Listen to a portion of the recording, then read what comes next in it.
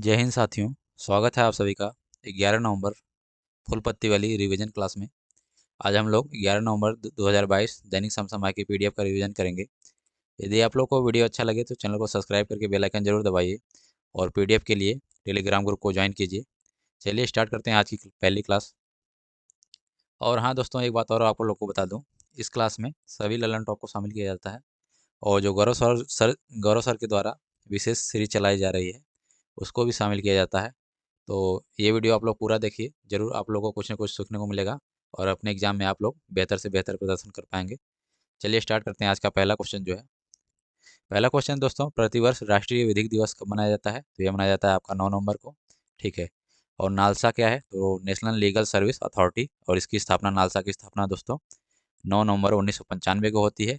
और नालसा का मुख्य संरक्षक जो होता है भारत के मुख्य न्यायाधीश होते हैं दोस्तों।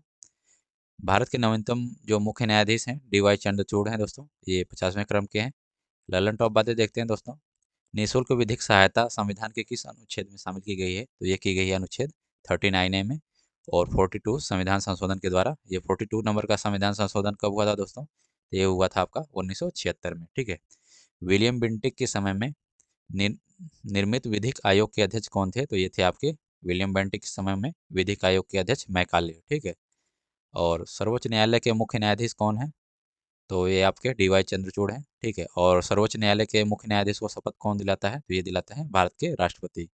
और वर्तमान समय में भारत के राष्ट्रपति दोस्तों आप लोग जानते ही हैं, वो हैं द्रौपदी मुर्मू। ठीक है। पहले और वर्तमान न्यायवादी कौन थे? तो ये देखते हैं। पहले जो महान्यायवादी थे दोस्तों, ये थे आपके MC सीतलवाड़। और जो वर्तमान समय में महान्यायवादी हैं, ये R वेंकट रमणी हैं। और जो महान्यायवादी का उल्लेख है दोस्तों अनुच्छेद 76 में है। ठीक है। नेक्स्ट क्वेश्चन देखते हैं आज का। 9 नवंबर 2022 को, इस वर्ष 2022 का 32वां बिहारी पुरस्कार किसे प्रदान किया गया है? तो ये किया गया आपको डॉक्टर माधव हाडा को। ठीक है।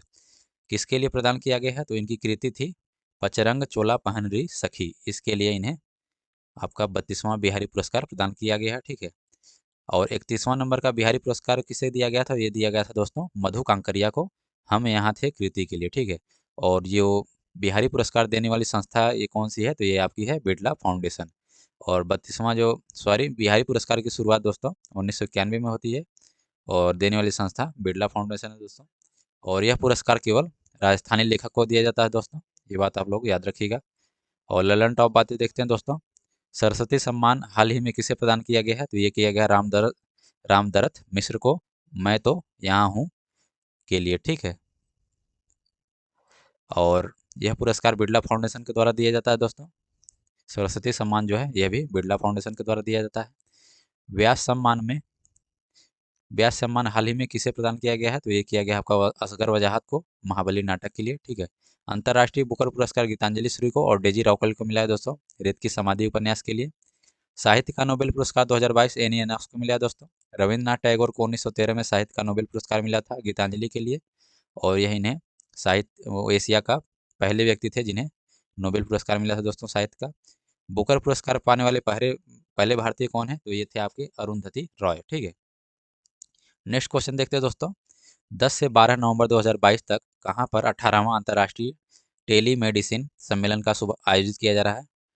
तो जो मेडिसिन का आयोजन हो रहा है दोस्तों, एक कोच्चि में हो रहा है और इसके मुख्य अतिथि जो थे सोमनाथ थे। और सोमनाथ जो है इसरो के वर्तमान हेड हैं दोस्तों। और इसका उद्देश्य जो है डिजिटल माध्यम से स्वास्थ्य की देखरेख करना। ठीक है दोस्तों। ललन टॉप बातें देखते हैं दोस्तों। भारत की पहली जल मेट्रो परियोजना किस शहर में शुरू हुई? तो यह शुरू हुई आपकी कोच्चि में। ठीक है। INS विक्रांत को कहाँ से भारतीय नौसेना में शामिल किया गया था? ये भी आपका कोच्चि से। और INS विक्रांत स्वदेशी विमानवाहक पोत है और कोच्चि शिपयार्ड लिमिटेड द्वारा इसे INS विक्रांत को तैयार किया गया था दोस्तों। अरब सागर की रानी कोच्चि को कहा जाता है। और त्रिशूरपुरम फेस्टिवल केरल में मनाया जाता है दोस्तों।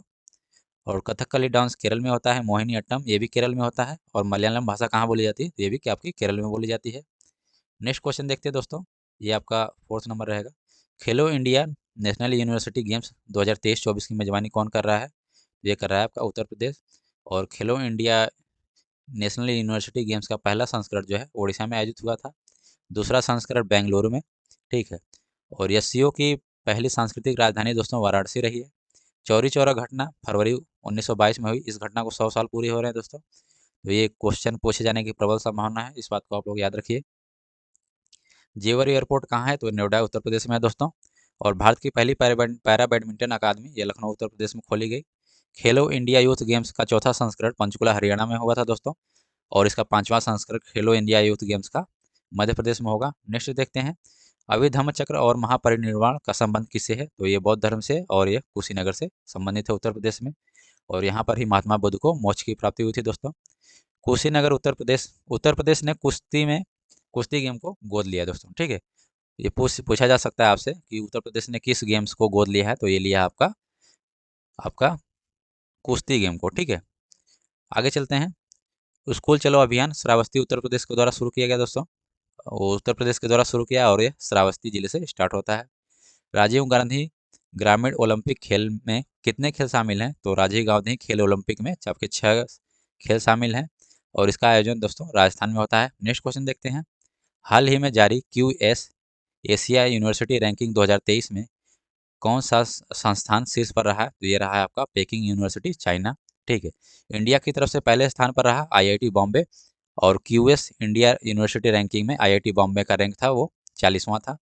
ललन टॉप बातें देखते हैं दोस्तों, मानव संरक्षण सूचकांक HDI के कितने आधार हैं? तो इसके 3 आधार हैं दोस्तों, प्रति व्यक्ति आय, साक्षरता और जीवन प्रत्याशा। HDI दोस्तों रिपोर्ट UNDP जारी करता है, यानी ह्यूमन डेवलपमेंट इंडेक्स होता है HDI का फुल फॉर्म। और UNDP का फुल फॉर्म होता है दोस्तों यूनाइटेड नेशनल डेवलपमेंट प्रोग्राम। ठीक है, तो HDI रिपोर्ट आप याद रखिएगा UNDP जारी करता है। और HDI में भारत की रैंक थी दोस्तों 132। एजुकेशन 4.0 रिपोर्ट विश्व आर्थिक मंच जारी करता है दोस्तों। विश्व प्रेस स्वतंत्रता सूचकांक भारत की रैंक क्या रही है? तो विश्व प्रेस स्वतंत्रता सूचकांक में दोस्तों भारत की रैंक 150वीं रही है। पब्लिक अफेयर्स इंडेक्स में भारत बड़े राज्यों की श्रेणी में कौन सा शीर्ष स्थान पर रहा दोस्तों? यहाँ पर आपका शीर्ष स्थान रहेगा, कौन सा शीर्ष पर रहा है? तो ये आपका हरियाणा रहा है। और स्वच्छता सर्वेक्षण 2022 में 1 लाख से अधिक जनसंख्या में कौन सा शीर्ष स्थान पर रहा दोस्तों? तो ये रहा आपका इंदौर। और ये देखिए आपका फिर से देख लेते हैं इसको, पब्लिक अफेयर्स इंडेक्स में बड़े राज्यों की श्रेणी में कौन शीर्ष पर है? तो ये आपका हरियाणा है। और स्वच्छता सर्वेक्षण 2022 में 1 लाख से अधिक जनसंख्या वाले शहरों में कौन शीर्ष पर है? तो ये आपका इंदौर है। और 1 लाख से कम जनसंख्या में पंचगनी महाराष्ट्र है। ठीक है, नेक्स्ट देखते हैं आज का क्वेश्चन दोस्तों, हाल ही में केंद्रीय वित्त मंत्री ने भारत के पहले सॉवरेन ग्रीन बॉन्ड फ्रेमवर्क को मंजूरी दी है।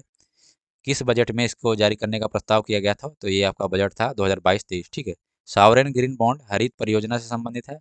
और इसका उपयोग नवीनीकरण ऊर्जा, स्वच्छ ऊर्जा में इस बॉन्ड का पैसा लगाया जाएगा दोस्तों।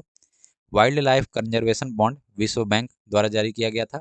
और यह गैंडा के संरक्षण के लिए जारी किया गया था दोस्तों। ललन टॉप बातें देखते हैं दोस्तों, COP27 का आयोजन दोस्तों मिस्र में हुआ। भारत का पहला हाइब्रिड ऊर्जा संयंत्र, यह हाइब्रिड इसलिए कहा जाता है क्योंकि आपका यह सौर ऊर्जा और पवन ऊर्जा दोनों से चलता है।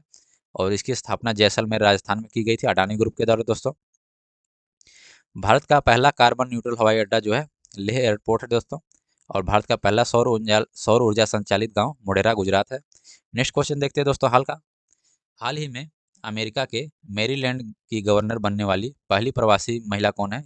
ये है आपकी अरोड़ा मिलर। ठीक है, ललन टॉप बातें देखते हैं दोस्तों, अलास्का तथा रूस के बीच कौन सी जल संधि है? तो ये आपकी बेरिंग जल संधि है। प्रवासी भारतीय दिवस कब मनाया जाता है? 9 जनवरी को मनाया जाता है दोस्तों। 9 जनवरी को ही 9 जनवरी 1915 को महात्मा गांधी साउथ अफ्रीका से वापस आए थे दोस्तों, इसलिए मनाया जाता है 9 जनवरी को प्रवासी भारतीय दिवस। ठीक है, राज्यपाल के पास अध्यादेश की शक्ति दोस्तों अनुच्छेद 213 के तहत होती है। और क्षमादान की शक्ति अनुच्छेद 261 के तहत। और राष्ट्रपति अध्यादेश की शक्ति 123। और राष्ट्रपति के क्षमादान की शक्ति अनुच्छेद 72। ठीक है, नेक्स्ट क्वेश्चन देखते हो दोस्तों, नेक्स्ट क्वेश्चन है 2023 महिला विश्व कप बॉक्सिंग चैंपियनशिप की मेजबानी कौन सा राज्य करेगा? तो ये करेगा आपका भारत। और ये इसका आयोजन नई दिल्ली में होगा दोस्तों। निखत जरीन, मैरी कॉम और लवलीना बोरगोहन यह तीनों बॉक्सिंग से संबंधित है। निखत जरीन 2022 महिला बॉक्सिंग चैंपियनशिप में इन्होंने गोल्ड जीता था दोस्तों। और मैरी कॉम सर्वाधिक बार महिला बॉक्सिंग चैंपियनशिप विजेता हैं। और लवलीना बोरगोहन टोक्यो ओलंपिक में कांस्य पदक इन्होंने जीता था। ललन टॉप बातें देखते हैं दोस्तों, पहले एशियाई कप की मेजबानी भारत ने की थी। और यह इसका मेजबानी कब की थी? तो की थी आपकी 1951 में। ठीक है, कॉमनवेल्थ गेम्स 2022 समापन कार्यक्रम में ध्वजवाहक कौन थे? ये थी निखत झरीन और शरद कमल। ठीक है, और शरद कमल आपका टेबल टेनिस खेलते हैं, और निखत जरीन बॉक्सिंग से आप लोग जानते हैं। नेक्स्ट देखते हैं दोस्तों, 44वें नंबर का शतरंज ओलंपियाड कहाँ आयोजन हुआ? तो ये हुआ आपका चेन्नई में। और इस 44वें नंबर का जो शतरंज ओलंपियाड था, इसका शुभंकर दोस्तों थम्बी था। इसमें पहला स्थान रहा दोस्तों उज्बेकिस्तान का। आगे देखते हैं अंडर 17 फुटबॉल विश्व कप, इसका विजेता रहा भारत, और इसका शुभंकर रहा इभा। ठीक है, सॉरी, अंडर 17 फुटबॉल विश्व कप का आयोजन दोस्तों भारत में हुआ, और इसका शुभंकर रहा इभा। ठीक है, नेक्स्ट क्वेश्चन देखते हैं, 9 से 19 नवंबर 2022 को 15वीं एशियाई एयर गन चैंपियनशिप कहाँ आयोजित किया जा रही है? तो ये इसका आयोजन हो रहा है दोस्तों दक्षिण कोरिया में, और दक्षिण कोरिया की राजधानी दोस्तों सियोल है। और शूटिंग से संबंधित जो प्रमुख खिलाड़ी हैं देखते हैं दोस्तों, मनु भाकर शूटिंग से है, अर्जुन बबूता ये भी शूटिंग से है, और दिव्यांश पवार ये भी शूटिंग से है। नूरी उपग्रह दोस्तों दक्षिण कोरिया का उपग्रह है, और इसे दक्षिण कोरिया के द्वारा ही लॉन्च किया गया। ललन टॉप बातें देखते हैं दोस्तों, फीफा वर्ल्ड कप 2022 कहाँ आयोजन हुआ? इसका हुआ कतर दोहा में। और उबेर कप 2022 विजेता रहा दक्षिण कोरिया। थॉमस कप विजेता रहा भारत, और उप विजेता रहा इंडोनेशिया दोस्तों। उबेर कप और थॉमस कप दोनों दोस्तों बैडमिंटन से संबंधित है। फुटबॉल महासंघ के अध्यक्ष दोस्तों कल्याण चौबे हैं। और फीफा का मुख्यालय कहाँ है? ये है आपका ज्यूरिख स्विट्जरलैंड में। Sultan Azlan Shah hockey tournament का आयोजन दोस्तों मलेशिया में हुआ, और विजेता रहा इसका भारत। ठीक है, ओलंपिक 2024 का आयोजन कहाँ होगा? तो यह आपका 33 नंबर का पेरिस में होगा। और 32वें क्रम का आयोजन ओलंपिक का आयोजन दोस्तों टोक्यो जापान में हुआ था। नेक्स्ट क्वेश्चन देखते हैं दोस्तों, आज का लास्ट क्वेश्चन, इसके बाद गौरव सीरीज के प्रश्न करेंगे, तो आप लोग वीडियो में बने रहिए। ठीक है, 10 नवंबर 2022 को किस देश ने दूसरी बिमस्टेक कृषि मंत्री स्तरीय बैठक की मेजबानी की है? तो ये की है भारत ने। और कृषि मंत्री जो है वर्तमान समय में भारत के नरेंद्र सिंह तोमर है दोस्तों। बिमस्टेक देखते हो, बिमस्टेक से संबंधित जो महत्वपूर्ण बातें हैं, बिमस्टेक का फुल फॉर्म है दोस्तों Bay of Bengal initiative for multi sectoral technical and economic corporation. ठीक है, बिमस्टेक में शामिल देश कौन कौन से हैं देखते हो दोस्तों, बिमस्टेक में शामिल देश बांग्लादेश, भारत, म्यांमार, श्रीलंका, थाईलैंड, नेपाल तथा भूटान। ठीक है, बिमस्टेक की स्थापना दोस्तों 1997 में होती है, और बिमस्टेक का मुख्यालय ढाका बांग्लादेश में है दोस्तों। बिमस्टेक का मुख्यालय जो ढाका बांग्लादेश में। ललन टॉप बातें देखते हो दोस्तों, आसियान भारत संबंध की कौन सी वर्षगांठ 2022 में मनाई जा रही है? तो यह की 30वीं वर्षगांठ। भारत इजराइल संबंध की कौन सी वर्षगांठ 2022 में मनाई जा रही है? तो यह भी आपकी 30वीं वर्षगांठ है। भारत मिस्र की कौन सी वर्षगांठ 2022 में मनाई जा रही है? तो ये आपकी 75वीं वर्षगांठ है दोस्तों। श्रीलंका और भारत के मध्य पाक जल संधि दोस्तों, ये याद रखिएगा आप लोग। आज का जो मेन फैक्ट था लास्ट, वाईसी वाडियार को अंतर्राष्ट्रीय कन्नड़ रत्न पुरस्कार 2022 मिला दोस्तों। अब देखते हैं दोस्तों गौरव सीरीज। आज गौरव सीरीज में सर ने राजनीतिक विज्ञान से संबंधित जो महत्वपूर्ण क्वेश्चन थे और जो फैक्ट थे ये क्लियर कराए हैं। तो इसमें भी 10 क्वेश्चन है, तो ये 10 क्वेश्चन का आप लोग देख के जाइएगा। तो पहला देखते हैं, मूल संविधान में कितने मौलिक कर्तव्य थे? तो ये थे आपके 0। और मौलिक कर्तव्य सोवियत संघ रूस से लिया गया दोस्तों। संविधान में मौलिक कर्तव्य को 42वां संविधान संशोधन 1976 के द्वारा सरदार सरोवर सिंह समिति की सिफारिश पर जोड़ा गया दोस्तों। आज का देखते हैं नेक्स्ट क्वेश्चन, भारत में वर्तमान समय में कितने केंद्र शासित प्रदेश हैं? तो ये आपके 8 केंद्र शासित प्रदेश हैं और 28 राज्य हैं। ठीक है, जम्मू कश्मीर और लद्दाख को 19 अक्टूबर जम्मू कश्मीर और लद्दाख को दोस्तों 31 अक्टूबर 2019 को केंद्र शासित प्रदेश बनाया गया, 31 अक्टूबर 2019। ठीक है, दादर और नागर हवेली को और दमन दीव को 26 जनवरी सन 2020 को मिलाकर एक किया गया दोस्तों। दादर नगर हवेली और दमन दीव को 26 जनवरी सन 2020 को मिलाकर एक किया गया। ठीक है, नेक्स्ट देखते हैं प्रस्तावना में किस सन में जो संविधान संशोधन किया गया था? तो ये किया गया था आपका पहला संविधान संशोधन था ये प्रस्तावना में 1976 में। ठीक है, 42वां संविधान संशोधन को मतलब लघु संविधान भी किया जाता है दोस्तों। ठीक है, यहाँ पे लघु कर लीजिएगा आप लोग, लघु संविधान भी कहा जाता है। और 86वां संविधान संशोधन सन 2002 में हुआ दोस्तों, और इसमें अनुच्छेद 21A के द्वारा शिक्षा के अधिकार को जोड़ा गया। ठीक है, आगे देखते हैं दोस्तों, 101वां संविधान संशोधन जो है जीएसटी से संबंधित है दोस्तों, और 1 जुलाई 2017 से लागू हुआ, और विजय केलकर समिति की सिफारिश पर जीएसटी लागू हुआ दोस्तों। और जीएसटी जो है अप्रत्यक्ष कर है। जीएसटी काउंसिल का उल्लेख दोस्तों अनुच्छेद 279A में है। नेक्स्ट देखते हैं, जीएसटी काउंसिल का हेड कौन होता है? तो वित्त मंत्री होता है दोस्तों। और राष्ट्रपति पर महाभियोग जो है अनुच्छेद 61 के द्वारा लगाया जाता है, और राष्ट्रपति का क्षमादान की शक्ति अनुच्छेद 72 राष्ट्रपति की अध्यादेश की शक्ति दोस्तों अनुच्छेद 123 और राष्ट्रपति की कार्यपालिका शक्ति अनुच्छेद 53। ठीक है, आगे देखते हैं। भारत के नवीनतम राज्य का गठन कब हुआ? तो यह हुआ था 2 जून 2014 को, और यह नवीनतम राज्य कौन सा है? तेलंगाना है, और यह आंध्र प्रदेश से अलग होकर दोस्तों अलग राज्य बना था, और तेलंगाना की राजधानी दोस्तों हैदराबाद है। नेक्स्ट देखते हैं 15वें वित्त आयोग के अध्यक्ष कौन है? तो नंद किशोर सिंह है, और पहले वित्त आयोग के अध्यक्ष केसी नियोगी थे। नेक्स्ट देखते हैं राज्यसभा का सदस्य बनने के लिए आवश्यक न्यूनतम आयु। तो आपका राज्यसभा के बनने के लिए न्यूनतम आयु 30 वर्ष है दोस्तों। ठीक है, और लोकसभा का एमपी बनने के लिए 25 वर्ष, प्रधानमंत्री के लिए 25 वर्ष, और राष्ट्रपति और उपराष्ट्रपति के लिए 30 वर्ष है दोस्तों। ठीक है, आगे देखते हैं। अनुच्छेद 108 के प्रावधानों के तहत लोकसभा और राज्यसभा की संयुक्त बैठक को राष्ट्रपति द्वारा बुलाया जा सकता है। तो कौन बुलाता है दोस्तों? राष्ट्रपति बुलाएगा। ठीक है, ये याद रखिएगा आप लोग। आगे देखते हैं, राष्ट्रपति द्वारा राज्यसभा में कितने सदस्यों को नामित किया जा सकता है?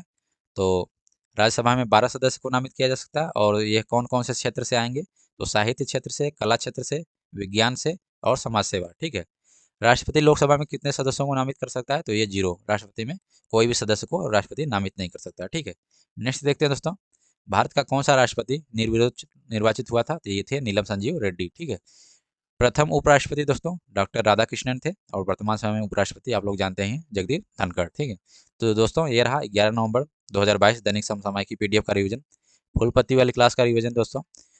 तो वीडियो आप लोग को अच्छा लगा हो तो चैनल को सब्सक्राइब करके बेल आइकन जरूर दबाइए, और अपने सभी ग्रुपों में शेयर कीजिए, और चैनल से ज़्यादा लोगों को जोड़िए, और पीडीएफ के लिए टेलीग्राम ग्रुप को ज्वाइन कीजिए।